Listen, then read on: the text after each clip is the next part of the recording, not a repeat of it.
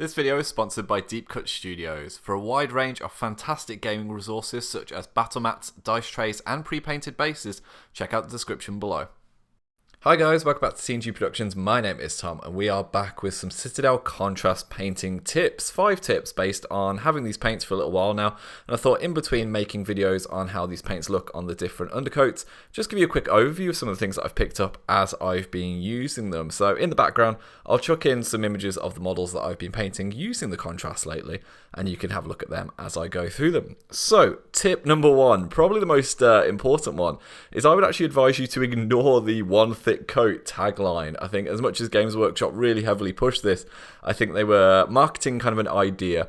The one thick coat really doesn't need to be as thick as you think. I treat the Citadel Contrast paints almost like a shade wash, like I would use the Nuln Oil or the Agrax Earthshade, and I find that that is more than useful for getting those highlights to pop through with those translucent paints. I think if you go really heavy, the paint will pool in areas, and that is especially relevant for things with power armor or thick flat plates like Stormcast Eternals, Space Marines and things like that. I think if you go with a slightly thinner coat, maybe even use the contrast medium to help you out, that is often going to get you better results. And actually, to chain onto that, a 1.5 tip here, already breaking my rules, I would say be very wary about adding a second coat on top of the contrast.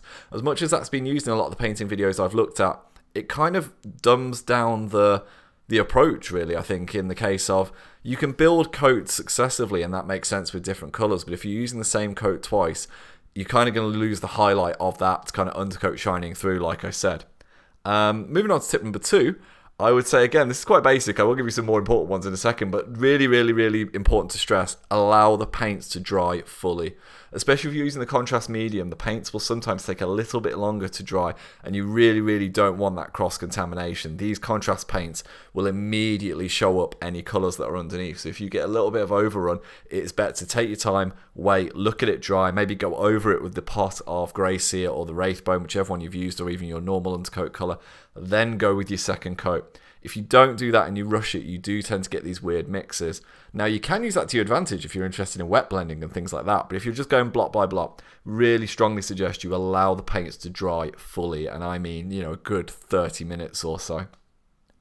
On to tip number 3, the main thing that I've definitely worked out from using these paints is that you should often paint in reverse, and what I mean by that is, in the standard, shall we call it, painting technique, you tend to start with the darker colours first, then work your way up to the light as you highlight up.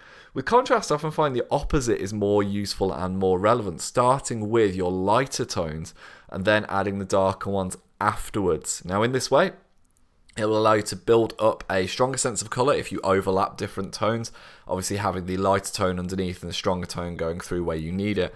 And also, in terms of the paint style, should you have any overlap or want to design to use that, it'll make sure that your lighter colours are protected, you can be nice and neat with those, then you can go on to the darker areas which perhaps will hide anything underneath them a little bit better.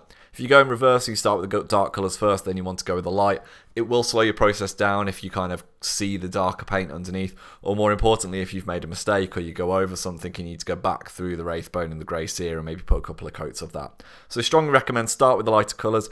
If you can continue with the standard approach of kind of, you know, starting on the inside of the model and working your way out just to make it easier on your brush strokes.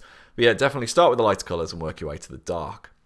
So that's tip 3. On to tip number 4, probably my favourite one, and you'll see it in some of the miniatures that will pop up on screen, is to make use of Templar Black for your metals. Now, this is something I tried out with the Godsworn Hunt miniatures. Essentially, using this Templar Black and then dry brushing a metallic over the top of it, such as Ironbreaker, Necron Compound, Leadbelcher, the Army Painter Plate Metal is really good. That's one I tend to use. It comes across as this really kind of nice gunmetal colour, and I strongly recommend it. And you can actually see some of the miniatures with the Godsworn Hunt using it on like the large blade of one of the miniatures. It really makes this really cool looking paint effect, and I think if you're painting things like orcs or you're painting kind of fantasy miniatures that perhaps have this slightly more beaten metal approach, try out the Black Templar with a dry brush of the metallics over the top. You can always darken it down again with a black wash, but actually it's coming across as my new favourite approach to metallics unless I want something really silvery. Now, as we've whizzed through, going to our 5th and final tip here, And that links to our previous one, which is think about dry brushing over the top of these contrast paints. I know they are marketed to kind of get your miniatures done quickly, and certainly they are my new favourite kind of format of doing that.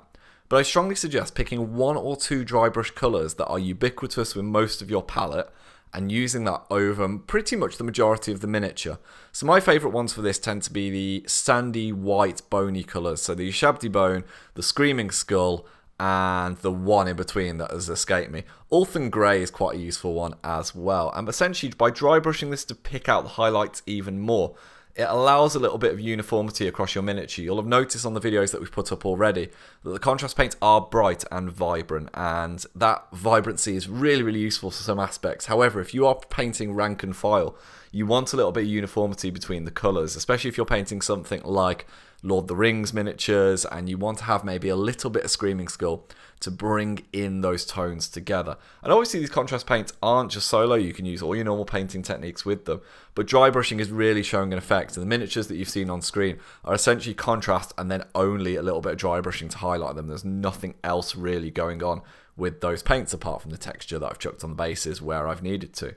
And that will conclude our 5 quick tips on the contrast paints. If you've been interested by this, please do check out our other contrast content as we look at how the different paint colours go over the different undercoat paints so you can get the exact colour that you're after. If you've been using the contrast and if you've been using these tips, please do let us know in the comments and link us to your social media so we can check them out, give them a like, and hopefully share them around because there's some awesome work being done with these paints. As always, I've been Tom from TNG Productions, and we wish you the best of luck in your painting.